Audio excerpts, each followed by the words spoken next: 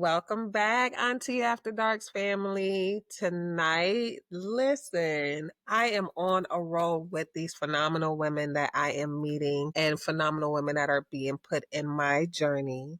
I am so thrilled that I have another special guest host. She is such an incredible person. We met each other through our new roles as family support partners, met in training. Yo, that was so dope when we met in training. So I want you to welcome Anisha as she is healing out loud as well. Welcome, girl. Thank you. How Happy are to you be here. tonight? I'm doing all right. I'm doing all right. Okay. It is a Saturday. We are chilling. I Yes. mean, summertime is here, so the day is way longer because it is still light outside. Like, it's almost 9 o'clock. Great. Girl. Now, let's talk about your journey. I ain't gonna waste no time talking about me because they know about me and they still learning more about me. But your story is truly inspiring. Like when we were in the group together doing training, just a little tidbit of your story when we were talking about what the same color shoes. That's how we got in the same group or wearing the same shoes or something. Yeah. Like just a little bit of your story. I was like, wow, I'm intrigued by her, and when we went to eat at Hooters, it was really like, oh yeah, we connected. That story is on point. And when they were asking both of us to get up on that stage to talk about, our story of going from receiving services to now helping others. Healing out loud, girl. Let's talk about it. Let's talk about your inspiring story. Yeah. I definitely didn't see myself here for one. I'll definitely say that much. I am a single mom of now 10-year-old twin boys, and it's been a struggle for the Yeah. last 10 years, especially once I had to do it on my own. And like I feel like how people be like, man, I done been through it all. I done been through it all. And they just exaggerate. And you're like, if you only knew. Quarter. I feel like I'm really that person. Like when I say I've been through it all, like I feel like there's nothing that I really haven't been through when it comes to, trauma and barriers and brick walls and, you know, try to come back. So yeah. Yeah. Yeah, like I mean, you have a comeback story. I know we have a very similar background. One of, the elephant in the room. Oh my God, when we took that course, oh my God. But the elephant in the room, one of our connections is a DV, known as domestic violence. Yes. Let's talk about that a little bit. I've been through it growing up, living in a household with domestic violence, as well as, yeah, I lived it growing up. My stepfather was abusive to my mom, he was abusive to me, and I always swore up and down like I would never go through it. When I got with my kids' dad, I was like, I don't want you to cheat on me. Who wants anybody to cheat on them? Right. I said, but you have a better chance of cheating on me and me staying with you than you putting your hands on me and me staying on you. And, the whole 5 years that we were together, he was emotionally and verbally abusive. My excuse was he's not putting his hands on me. Like that was always an excuse, even though, domestic violence is domestic violence. Oh no, he ain't Right. putting his hands on me. And then one day his aunt and uncle had asked me, and I'm like, no, like, he knows better, like, no.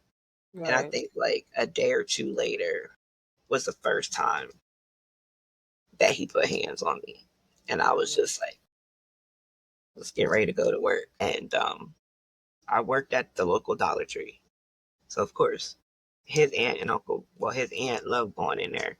Mhm. So I had seen her in there one day and I was like, you know what? I told my coworker that I was gonna go take a break because it was clear that I had been into a physical altercation with him and I didn't want her to ask questions.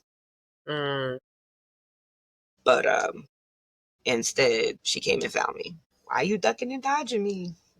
I seen you Mm. at the register, like, And I told her what happened. And she was like, well, First thing she was like, well, why you ain't call the cops? Like, why you didn't do this and why you didn't do that? And I'm like, you realize you're telling me this about your nephew, right? Right. And I was like, I know I probably should have. But I was like, okay, well, if I do that and he goes to jail, where does that leave me? That means I just put the boy's dad in jail. Right. Right. And I'm the type of person where I couldn't have that on me. So I let it go, and things just continue to get worse and worse and worse. And eventually I was just like, you know what? Like, I'm done. Yeah. Like, I can't do it. And I played the part. I told him everything he wanted to hear. I had sent the kids down to North Carolina with my mom. And I'm like, yeah, we can just, the kids are going to go away for a little bit. We could work on getting these bills paid, stacking money, doing this, blah, blah, blah. Right. Right. Right. But he didn't want to hear that. He didn't want to hear that. So it definitely got uglier before it got better. Yeah, that's normally the case. Yeah, that's normally the case. Like, he got so petty that I had parking tickets that he got in my car and had a warrant for parking tickets. So the day that I had left him or tried to leave, one of the times I tried to leave him, he called the cops like about, oh, my girlfriend and her mom kidnapped my kids and she got warrants. No, he did not. Girl, that was petty.com. That was Pettyana. Petty. Wow. Very. You mean the warrant that I got because you were parking where you shouldn't have parked? And that is the ultimate. That's such a high level of control. Like, oh yeah, so you want to do this? Don't worry, I got you. I'm gonna still know where you at, and I'm gonna make sure I put you there. That's wicked work right there. Yeah. So when I went to go file for protection from abuse, the court was like, look, real quick, before you file this, you're going to have to take care of this warrant before you can go before the judge for this, because if not, they're going to lock you up. Dang.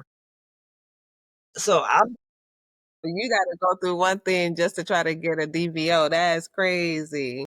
yes, like it was just, but I didn't give up because I knew that, there's so many people that recant their stories, Mhm. you know, especially because, okay, well, we think they're going to change, or, we're scared, or whatever the case may be. And I was like, I didn't want that. You weren't going to be that person. I came to you because I felt like I really needed it. I sincerely needed help. So I'm not going to recant just because he's upset. Right. You know what I mean? Like, you brought this upon yourself. So Mm-hmm. as much as I didn't want to be in and out the courts, I did it because I felt like getting away and me and my kids' safety Yes. was What's top was worth it. priority? Yeah. Yeah. And it's like for me, outside of, the family support partner, I'm a domestic violence advocate. And I see it a lot. And I see the women who run from their abuser and then, you can tell when they're really trying to start over, and then you can tell the ones who are still about to repeat that cycle. So it's important, and I think it's the best thing is to hear the voice of women who have really went through, like, I left him, like, I'm done. You know what I mean? Like, I'm not doing that anymore, because that is a real story of healing out loud for real, because there are so many who can't break that cycle. Like, I grew up with a girl and I love her dearly, but she had the battered woman syndrome, and every guy that she dated was abusive to her, like every single one. And it was like, whoa, when are you going to break the cycle for yourself? Like, you didn't do it for your kids, so can you do it for yourself? And then sometimes people don't even feel like they can do it for themselves. Sometimes they get so stuck into that routine that that's all that they know. It's like a mindset shift. Yeah. Yeah. It's I crazy. did it for them. I did it for myself. And it was funny because it's funny when you decide to leave somebody, it's because I left you for the next one. Yeah. Right. Like, no, I didn't leave. I left you for me. Like, Mm-hmm. I love you, but I love me and my kids more. You know, I don't need another man. And Yeah. here I am 6 years later, You like, still. and I'm still good. Look. You know what I mean? So it's just like, no, I didn't do it for Right. that. Like, I did it for them. And I Right. feel like, especially because, call it cliche if you want, but like, I'm raising young black men. I don't need them to be like what you already want them to be. I don't want you to you already think these ways about young black men. I'm not going to Mhm. let my kids give you a reason. And they're not going to be like their father. They're not going to be a bum. They're not going to put their hands on women. They're not going to, you know what I mean, make kids Yeah. and not take care. Right. You are determined to make sure that you're breaking that cycle for your babies. Exactly. Yeah. And Because, I love that because that is all a part of our role as family support partners, like it is a vital role. And the only way that we can get this role is through lived experience. And you have a very, again, similar lived experience than mine. You have twins, and both of your boys went through what is called the high fidelity wraparound services, right? yes, they both did. Wow. And I know for me, like it was when I went through that, oh my God, girl. First I was like, what is this? What are y'all gonna do? We already done had ups and downs with different things. I done been through the IEP process. They had us go through intensive in-home, and then they're talking about some family high fidelity wraparound. I'm like, what are you wrapping around? Like I was very Right. very apprehensive at first when it came to the services, but later I realized that they really did help me put some of the things that I have in place to this day for my daughter, and it was good to actually talk to someone who went through it. And that was the best part that I really loved about this program. Like it was other programs like intensive in-home. Some of these girls just went to school for it, they just able to tell me what they supposed to tell me textbook wise. But to Right. really be able to talk to someone who went through similar things or to say, hey, you know what? My daughter did X, Y, and Z when she was a teenager and da da da da. Like that was the best for me. Can you tell me a little bit about how like your journey directly aligns with the work of family support partner? Like, I realized through the program, I was getting more confident. However, I wasn't acknowledging my confidence. And, Yes. my team was like, I have a problem with, if you say, you're doing good with this, blah, blah, blah. And I'm like, I'm trying. Like, Hmm. I try. Hmm. And they were like, no, you're not trying, you're doing. So they had to drill that in my head because every time they would compliment me, I would be like, yeah, I know I'm trying. And they're like, no, you're doing. So I'm like, okay. But they were giving me compliments. I was achieving the goals that we were setting. And it was just like that little bit of boost. Like, Yes. they had confidence in me. They knew I could do it. They Hmm. supported Hmm. me. When I felt like I didn't know where to go, they would be like, hey, try this, this, this, and that. They would just be Hmm. throwing random stuff at me. And I'm like, hitting the books, making the phone calls, scheduling appointments, doing this, doing that. And then they would follow up with me and be like, hey, I'm like, I've been did that. Like, the Hmm. same day that Hmm. you called me, Yes. Yes. I was on top of it. And they were like, we need to start giving you tasks that, take you some time to do. Hmm. I'm like, all right.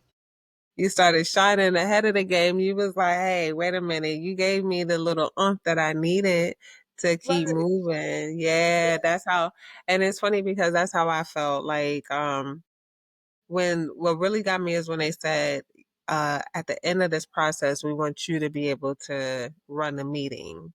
And I was like, what? And when I was in that first meeting, girl, I was like, they want me to run it. Heck no, I ain't gonna who about to run the meeting? But literally toward the end of the program, I was running the meeting. And I really attribute High Fidelity Wraparound for like literally starting my Healing Out Loud journey because like the principle, your voice and choice, I ran with that. You know, like I've always been a believer there's life and death in the power of your tongue. Like if I don't know no other Bible scripture, girl, I know that one. And it's like, it is so true. Like life and death is in the power of your tongue. And what High Fidelity Wraparound does is it really does give you that power of life, you know, and it's like, come on, you got this. Like they're speaking life into you, and then you begin to speak life into yourself because you really believe it, you know, and then to guide you along to put you into a leadership role as you running the meetings yourself gives you the opportunity and the growth that you need to advocate for your own child and for yourself. You know, like I became such a bigger advocate. Like I was already an advocate for my child because I was like, boom, when she started kindergarten, I was like, hey, listen, this is what I was doing at home. Call me if this happened, you know, if she does this, da da da da. Like I was already trying to communicate with teachers because what I was trying not to do, girl, is having them call me 24/7 because I already knew what I was sending to school. Like I knew what I was sending to school with my child. Like I was not one of them parents like, who mine? Oh, no, no, no, no, no. I already knew. Yeah, So I was trying to prepare them. And when we got to the point where we got to the high fidelity rap, with that, they were like, oh, you have been advocating. Now we're going to help you to advocate better, pretty much. And I was like, okay. And girl, it really does. Like, now you can't shut me up when it comes to advocating for my child, you know? And it's like, and the parent side, I think needs to be heard. That's the reason why I love the fact that we are hired based off of our lived experience, because that is something that textbooks cannot teach you. exactly. And that was one of my things too. It was like, I was already an advocate for my son. Like, I played no games when it came to them. But sometimes I didn't advocate correctly. Mm-hmm. Mm-hmm. I'm going to come and I'm going to come mama bear. Yep. You know what I'm saying? Yep. Yep. Like, Yep. you Yep. gonna hear what I got to say, because no, I'm not that mom, or that mom. And that Mm-hmm. was something that from the day that they were born, I always said I was a different kind of parent. Mm-hmm. Like, I parent differently. Where Yes. some parents are strict on things, I may Mm-hmm. not be as strict. Where some Yes. parents are laxed on things, I'm a little more strict. So Mm-hmm. it's just like, it kind of balances, Yeah. it balances out. It works for my kids. Mm-hmm. And so, like, the fact that they would be by my side and validate my feelings or what I had to say Mm-hmm. or what I'm saying, no, I need you to put my son in a different class. Right. And you're telling me no, like, no, no, I know. Like, I'm not Mm-hmm. going to fail him. Do I Right. think that I can save them from everything? No. But Right. if I Right. can, will I? Yes. Absolutely. Sorry. So no, So, you're fine. like, they made me, that's something I looked for. Like, they validated my feelings. So I'm not just some crazy overreacting mom. Mm-hmm. What I'm saying, what I'm feeling is valid. Yes. And that's something that I thought and enjoyed the most about High Fidelity, and the fact that they were our cheerleaders. Yes. Because there are so many people that tell you everything that you're doing wrong, everything that you need to be doing. They didn't tell me what I need to be doing. They didn't tell Right. me what I was doing wrong. You know, they were asking, how can they help me? How Mm-hmm. can we make this better? How Mm-hmm. can we support? Mm-hmm. I don't have many supports and natural supports, but they were there. And I think, like, where they really had me was when the boys' dad died. I had called the team because at that time we weren't in high fidelity rap yet. We were in intensive in home still. Gotcha. And I'm like, hey, I just got this news. I have to tell the boys, I think, we're going to need a safety crisis plan. I knew my child enough to say, hey, look, I'm going to This is need y'all what on happened. stand. Mm-hmm. Mm-hmm. And they were like, okay, well, yes, we can implement a safety crisis plan for both Mm-hmm. boys. And I'm like, well, only one really has issues. But then again, you never know when you What need can that happen? safety crisis plan. So they were like, look, do you want us to come out to the house and be there when you give the news? Right. I'm like, yeah. That was see good. That's definitely great because sometimes that is a hard thing to have to tell tell your kids like your dad isn't here anymore and to have to do it on your own and to have someone to come, especially a team that's working with you and say, "Hey, we'll be right there to help support." That's And when I tell you they showed up, they was at my house before I got to my house. They wow. came like four deep, and like we all had somebody. Two of them went with one child, the other one was with the rest was with me and the other one, and it was just Mhm. like I said, you know what, you didn't have to do that. But again, with high fidelity, that unconditional care, Yeah. that was a true definition of unconditional care. You ain't Mhm. had to come out after hours. You didn't have to come and be there with me to do that. That Right. wasn't your job. Right. So like I I got everything that I wish I would have had years ago. And now I want to be that person Mhm. that I wish I had. Right. Right. So when they came to me and was like, I was in a position where I was working two jobs, Mhm. still not making it, you know. Don't you just love that? Right. When the two Like, jobs don't even add up, you like, and I'm working myself crazy. so they called, I'll never forget, it was January 7th. They were like, hey, there's this position that's available, for a family support partner, and I really feel like you would be a good fit for it. And I'm like, me? You're like, me? Who? What? How am I supposed to help somebody else when y'all still helping me? Right, right. And Girl. when she broke it down about, that's the point, and I was just like, wow. I was like, okay, I think I could do this. And I Yeah. kept thinking all the reasons why I wasn't good enough to do it. You know what's funny is that we'll do that a lot. Like we will talk ourselves right on out of something or be like, no, I'm not good enough for it. Um, the first round so I went through high fidelity twice.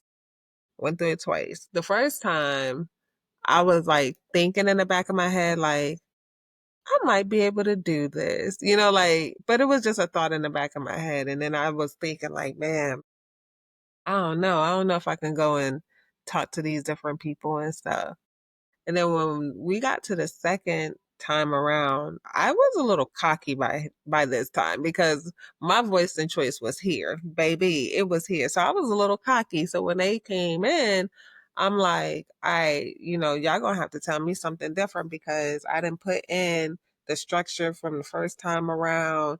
I didn't wrote a book about it now me and my daughter was doing good. So like I feel like we need a higher level. I don't feel like I need this, and this is how I'm telling them. I'm talking to them like this. And the girl who was the facilitator, she was so laid back. She was chill with me and everything. And she was like, well, just give us a chance. Let's see. And when she started talking about the different therapies and stuff that would assist my daughter, I was like, okay, well, maybe I can use y'all a little bit, like maybe Right. just a little bit, but I'm still mama bear. Don't play with me. I had one family support partner and our compatibility, I will be honest, like the compatibility just wasn't there. And it's because I think spiritually, and I'm not saying it in an aspect of if I get with someone who believes differently that we can't get along. That wasn't the case. It was just a case of I knew I didn't feel that connection that she understood exactly where I was coming from as a parent. You know what I mean? Like when she was talking about her daughter, it didn't how can I say, it didn't seem like the similar situation. So I was like, I don't know if she's a good fit or whatever. And there's nothing bad about her because I'm pretty sure she's great with someone else. But for me, I need someone who really understands because my daughter is adopted, and I need somebody to understand that part. And so they did get me with another family support partner, which is a beautiful thing because from what I hear, we're very much rare. We're like unicorns. Once they get a family support partner, they don't have the option of like switching off as often. And so they were like, that was a great thing that you were able to. And the one that I got, oh my God, she was phenomenal because she knew exactly where I was at. You know what I mean? Like the one thing that was egging me the most, she understood and she was like, "Oh, girl, let me tell you how to fix that." And she said it so quick, and I was just like, "This is why I love high fidelity rap." And I was like, "This is the kind of stuff that I could do." And she said, "You really should." And she told me, she said, "Girl, you don't need no family support partner." She said, "You could be your own family support partner." She said, "And that's for real." And I was like, "What?" And when she said that, girl, I really took a leap. She helped me open up my throat chakra for real. And I said it in a meeting. And when I said it, it just started the ball rolling. The next thing I know, I was in like the class and talking to Miss Fred. And I was like, how this happen? Like what? And then next thing you know, I'm applying for a position and they were like, "Oh yeah, you're gonna go for the interview." They calling me back and I'm like, what? Like it was just like so much. And then when I'm like, so I'm really hired because of my lived experience. And the fact that I've been living it for so long is just like, wow. And it so totally aligns with where I'm at in my journey right now. So it's a beautiful thing. I think the best part that I like about being a family support partner is when we have to tell our story. I like that, telling our story, and I like the progress. I Hmm. love to see them like 90 days, even Hmm. 30 days. Like, I love to watch the process, and I love when they recognize it, when they see it, and I could Yes. point it out. Like, you see, that is a success. That's an accomplishment, or Mhm. that's progress. Like, I love that for them Yes. because I didn't really have that. Right. And when I went through rap, we didn't have a family support partner. Wow. So I didn't it was new for me Got because you. I had facilitator, but I didn't have A family support a partner. right. So when I found out about this and I'm like, you know what? Like, okay, and I'm gonna be the first one to do it. Right, right. So you like I'm breaking barriers for real. So you Yeah. really did start your healing out loud journey as a family support partner because you were able to tell your story and then you didn't have guidelines like I did. Like I had role models ahead of me that I watched do it that was like, oh, I'm inspired to do it. Like, so you are solely like healing out loud with yours. Wow. That makes it even more special to know that you did not have a family support partner and you have embodied this role so well. Like you have, how many families you have? Right now I have 12. Yeah. You have 12. Girl, I only got one right now. You hear me? I got one. Well, look, one in the possible because we have another one. We're a new company though. Like your company is very established. Our company is very new. So we're in that takeoff mode now, and I know that I'm gonna be right there, well into those 12 families, like you are. The one family I have now, though, just the fact that I am actually in this role and helping another family is so phenomenal to me because, like, literally, it couldn't have been better aligned that the family is very similar to me. And I'm like, wow, like, how did that happen? So, girl, your very first family, how did it feel? My first family, I was definitely nervous. Mm-hmm. I was definitely nervous. Mm-hmm. Like, as time went on, I got a little less nervous, Mm-hmm. obviously. But it was when once I started making connections with families, like not, okay, just us listening and being like, okay, yeah, I could relate. But like when we could really establish, like, oh, no, like I really know what you're going through, and this is what I went through, this is how the outcome was, and Mm-hmm. all this stuff. Once I get to that point with the families, then it's like, okay, Right. I'm really doing something. Because at first I felt like, okay, I'm just being nosy. I'm just being like everybody else. Like, you don't want to tell me the stuff that you already sat there and told them. You don't want to hear. But then it's like when they realize, like, oh, you've really been through this, Mm-hmm. or you're really going through this, Mm-hmm. the trust, Yes. watching them trust me and open up. I have built so much trust with these families. Mm-hmm. And even the ones that I didn't start from the beginning, Right. because some of my families were already established through the program. And then here I come jumping in, trying to help. Mm-hmm. But the ones that I start from the beginning on, those are the ones that I'm like, you know what? After a while, you realize that I relate to a little bit of each one of them. Mm-hmm. Mm-hmm. So, it being able to let them know that they're not alone and validating their feelings. Right. Because Yeah, and that's big. Validating their feelings is real big because a lot of times they've been through so many different avenues. And in their eyes, none of this shit worked. None of this shit has worked. So what is you gonna tell me different? exactly. So yeah, I definitely understand that. And like for the families too, just like when we're on this healing out loud journey, it involves sharing parts of like their past. And that's not always comfortable. And you're pretty much having these families get comfortable with being uncomfortable. And so that's a big thing too. And I think that that's very important on the healing out loud journey, having to get comfortable with being uncomfortable. I feel like a lot of times when I share stories, whether it's with my families or on this platform, or even when I'm just meeting someone and something about them reminds me of something that I've been through, and I, openly share, like, hey, this is what I have gone through. That uncomfort on the healing out loud journey, that is one of the biggest things. I feel like for me, it is really me working on that other side of me, the hidden part of me, the hidden aspects of me. And now I'm I'm like have a can opener. And it's like I'm exposing all the contents.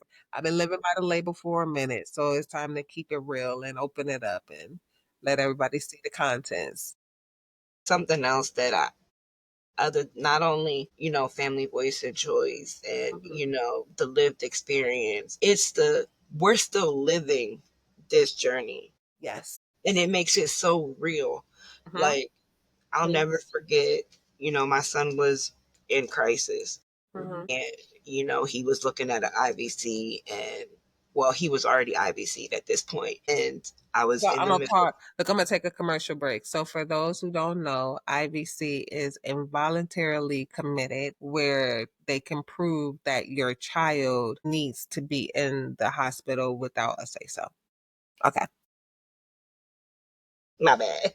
Or anybody. It could be for anybody, not just a child, but yeah. Yeah. Yeah. So I was in the middle of getting ready to do a crisis plan with one of the families, Hmm. and I had to take a call. And me, I feel like that's so rude, like of me to have to take a call. But I was like, this one I have to take. Like anybody else, I'll talk to you after this. Right. But for this one, you were like, oh no, I got to. Yeah, I got to take this. So I had came back and I was like, look, I apologize. My son's in crisis. So, Hmm. whatever. And I seen a look on her face of like, okay, she does this. Yeah, And then like this is her real life. at the end, like, I explained to her what was going on, and went in depth when it was just her and I one on one, not the Hmm. whole team. And I was like, so, this could happen. This happens, and I can get through it. You can get through it. Hmm. I've been all the ways down here and I know what it's Hmm. like. And I got past that. And now I'm right here, Yeah. you know. So Yes. if I can go from here to here, you can go from here to here, you Yeah. know? Yeah. You can surpass me. Mm-hmm. And I Yeah. feel like the fact that we're still going through it, like, Mm-hmm. yeah, we can say we've been through this. But when they watch us go through it too, like, it don't get no realer than that. Like, Yeah. we, as a family support partner, it is no sugarcoating. Not Like, new. Like you got to keep it real.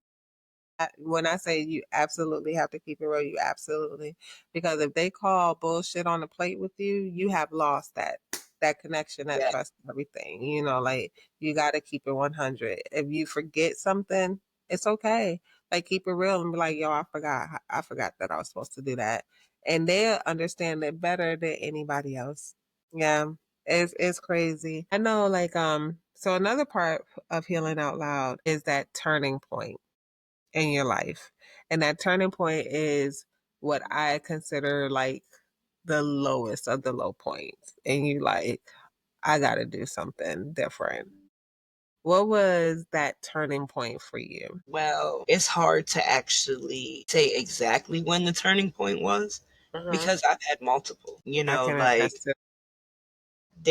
this journey has been going on for quite some time, and I've Hmm. hit hiccups in the road. And it's like the first time was when my kids were telling me what was at such a young age. At Hmm. 4 years old, for my son to tell me what his father's doing is wrong Hmm. was an eye opener for me. Gotcha. Like, one of my sons, we always said he ain't got no filter. It's That boy always don't. one. Look, it's always There always one. was. Yes, he had no filter. Walking into the courthouse and you telling the deputies at the metal detector, my dad did this, this, this, and that. And I'm just like, when you're like, Hmm. you don't gotta tell everybody the business. Like, Right. this ain't the people we talking to. When we go out Right. there, like, you Like them know, ain't the ones, baby. And he like, nah, they is the ones. I'm telling it. yeah, yeah. And I'm like, you know what? I can't. They're not going to go through what I went through. I know what it was like to watch the domestic violence. I didn't want to put them through it. And then, you know, another turning point was when I realized that I was starting to still struggle and it was just me. So at that point, I was like, okay, well, I can't blame it on nobody else. Even though I wasn't trying to blame things on anybody. But like, okay, I struggled because of the relationship that I was in, because of what I went through with him, or what he wasn't doing, or whatever the case may be. And then when I realized, okay, I'm trying my best and I'm still not getting anywhere, I had to reevaluate because I had no excuse. It's just me. So when I realized that I was going to do every and anything that I could to make sure that me and my kids didn't go through what we went through back then. When I was hotel hopping with my mom and my brother and his girlfriend, and there was way too many of us in one hotel room, and it was beefing and fighting and everything else. Hmm. I'm like, I can't do this. Yeah. Yeah. Yeah.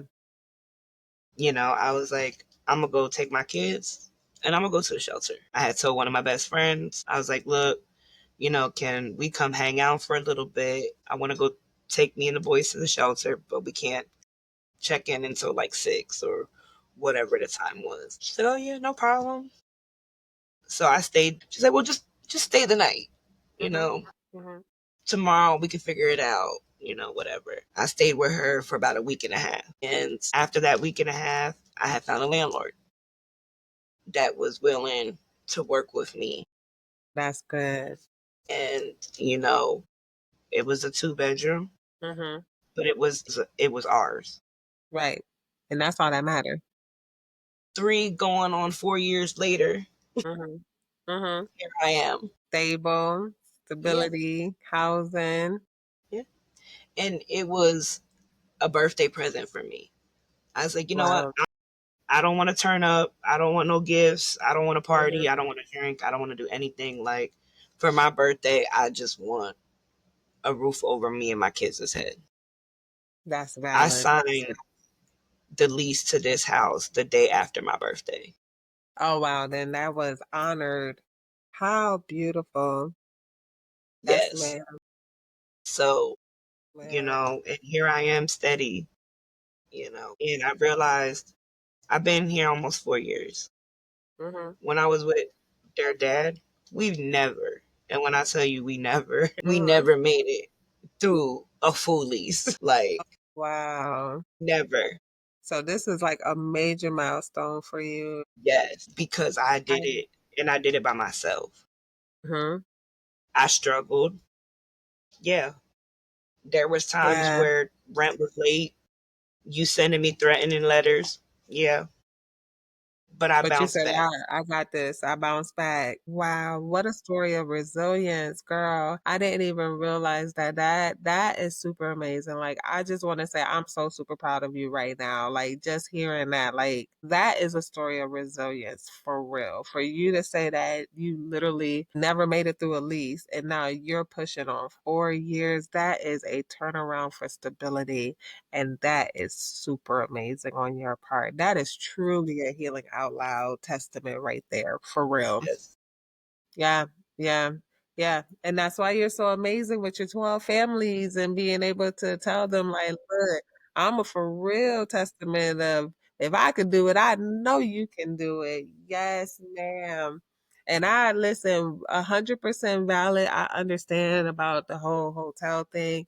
I have lived that life with me and my daughter. I sold my house, invested in my business, and really had hit a rock bottom there for a minute because I invested my money in my business, but I also spent it a little frivolously too. You know what I mean? Sometimes that happens. And I never thought like I had a plan. Have you ever like in your mind you got this plan and you like, oh, I know it's gonna work because this is gonna happen and then I'm gonna do this and then I'm gonna do this.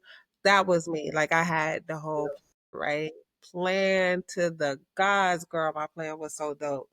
And it's funny because I was getting ready to release this story the other day and I decided not to. I literally sold my house and I was like hopping from Airbnb to Airbnb. Like I thought it was a dope plan. I just wanted to see different areas and I no longer wanted to live in Charlotte. So I wanted to see different areas and I thought that that was a great way to do it. And it was working. It really was working in the beginning.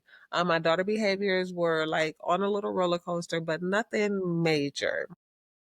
And then I got an invitation by a family member and said, hey, come stay with me.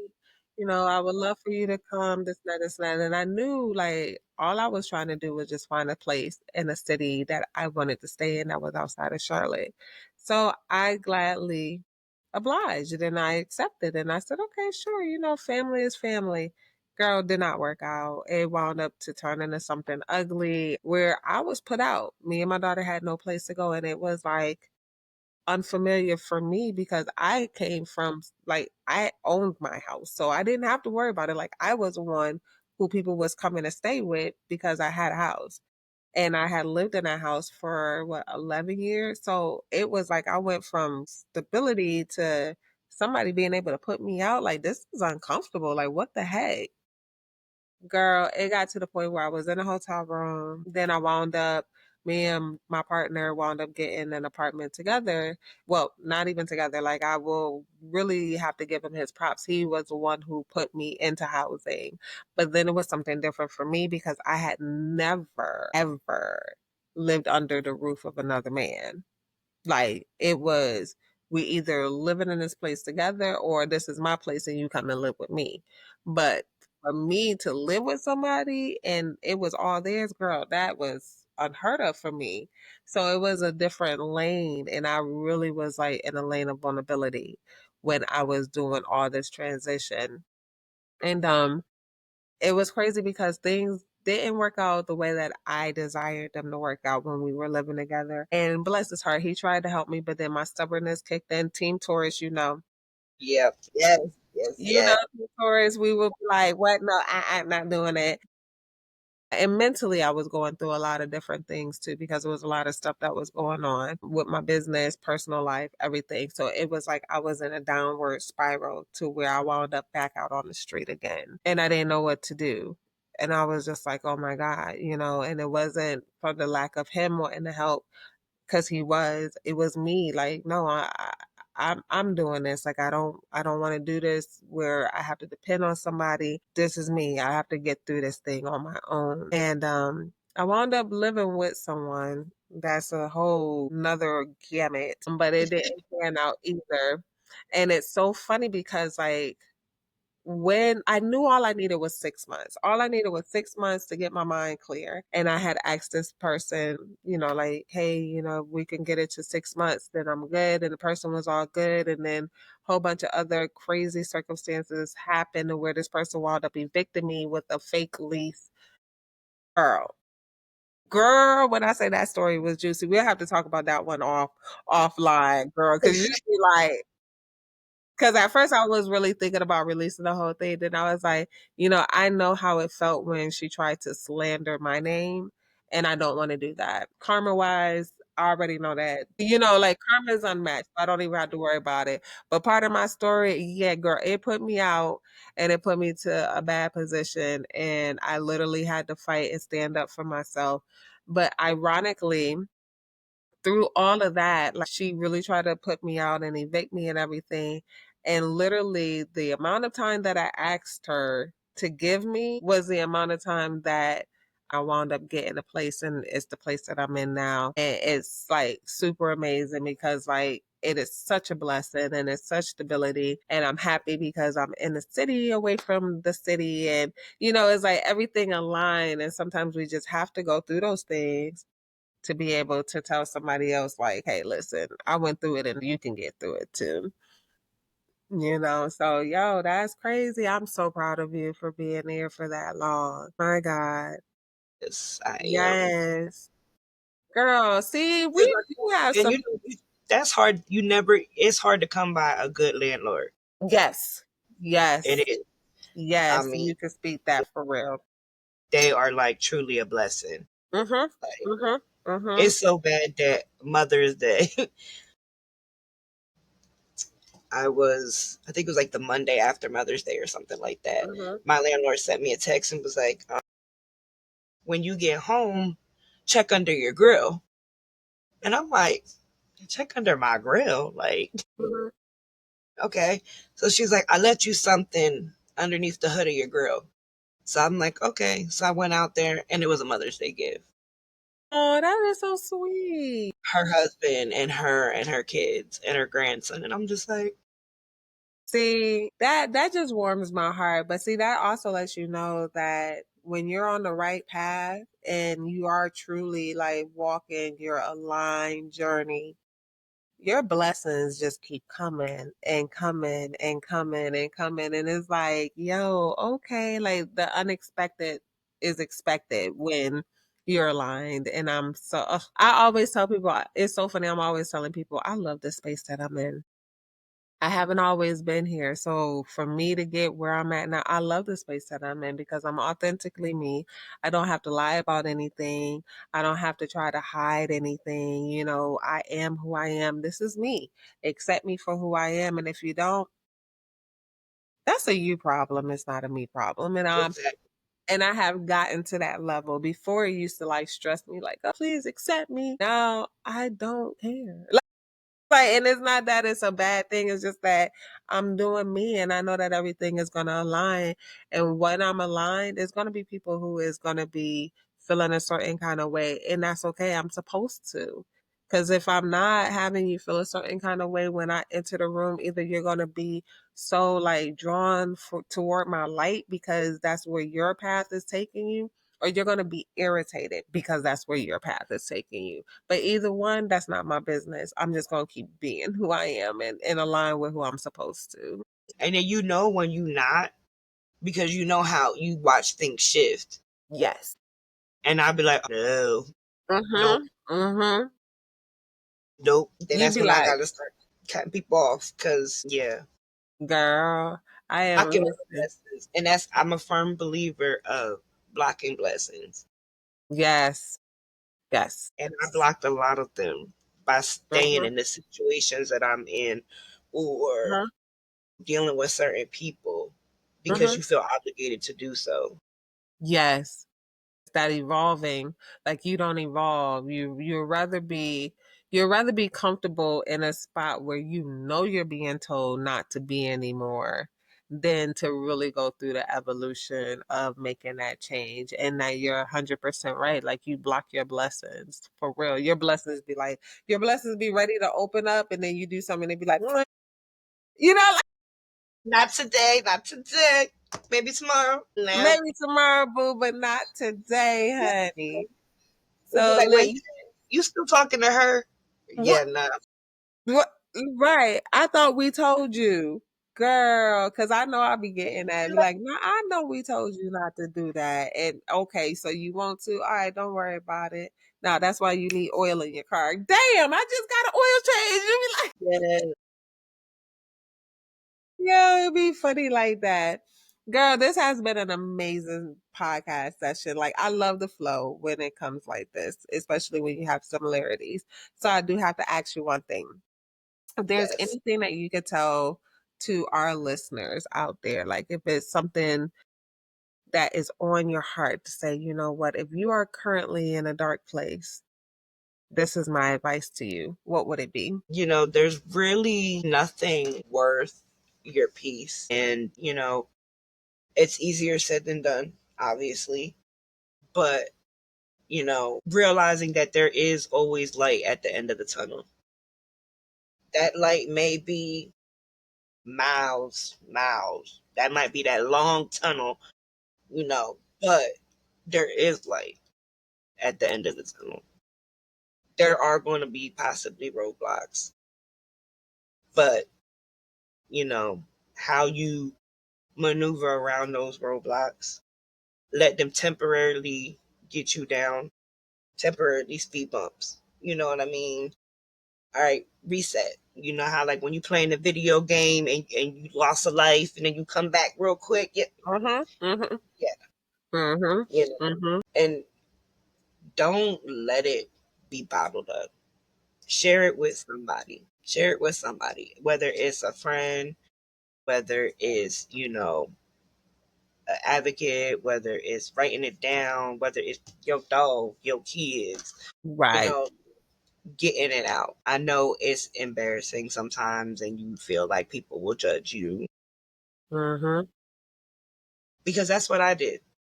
I Yeah. would bottle it, bottle it, bottle it, and then eventually I exploded.